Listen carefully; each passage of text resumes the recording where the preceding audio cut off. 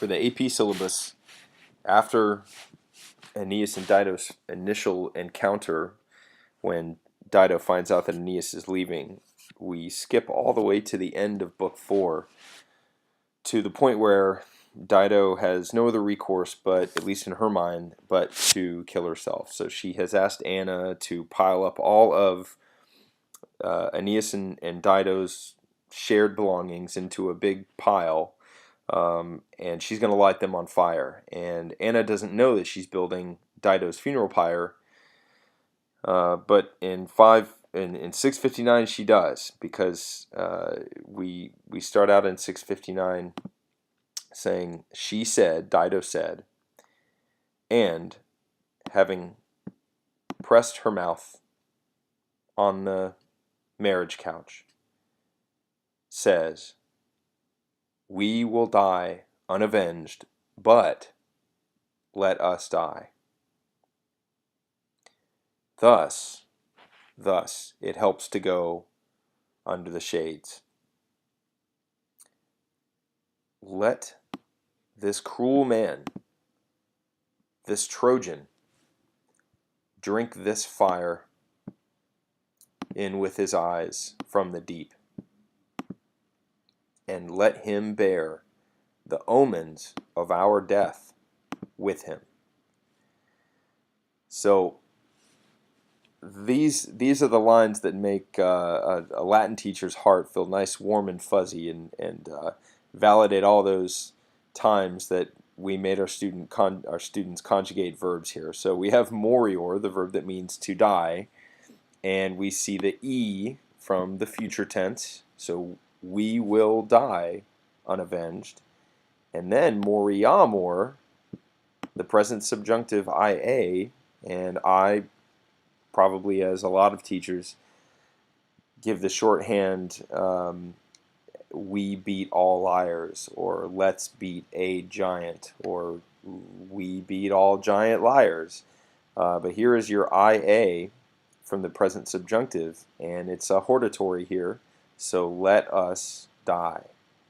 And of course, I guess it's worth pointing out that this is the royal plural, right? That she's not really saying let all of us die, but let me. So I will die unavenged, but let me die.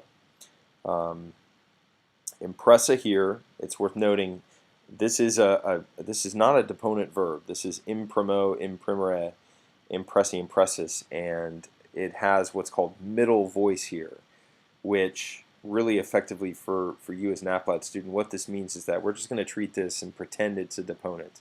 It's taking essentially a direct object, what's called probably an accusative of respect. So having been pressed with respect to her mouth on the couch. But sounds a lot nicer when we just say having pressed her mouth on the couch. The seek is just for emphasis, and then here's the impersonal verb, it helps to go, and then sub plus the accusative has that motion towards in addition to under, which is what we're used to sub meaning. And then another jussive subjunctive, almost the same as the hortatory up here, it's just the third person instead of the first or second. But nonetheless, let him or may he drink. So the same verb that we just saw up above in the 360s in the previous applat lines. And then I love the positioning here of Crudalis and then of Dardanus. So let him drink this fire with his eyes. But then we get Crudalis, so the emphatic adjective here, cruel one. And then from the deep, from the sea as he sails away. And then an even more emphatic here, Dardanus, Trojan. So just as when he talked to her and he called her Poenissa, he almost immediately began relating to her as a foreigner. She has now emphasized the division between them as foreign enemies by calling him Dardanian, of Dardanus, Trojan.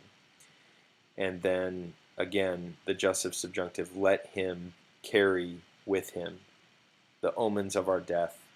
And so what she essentially means here is let him constantly be haunted by her memory and by the the recollection that he has caused her death.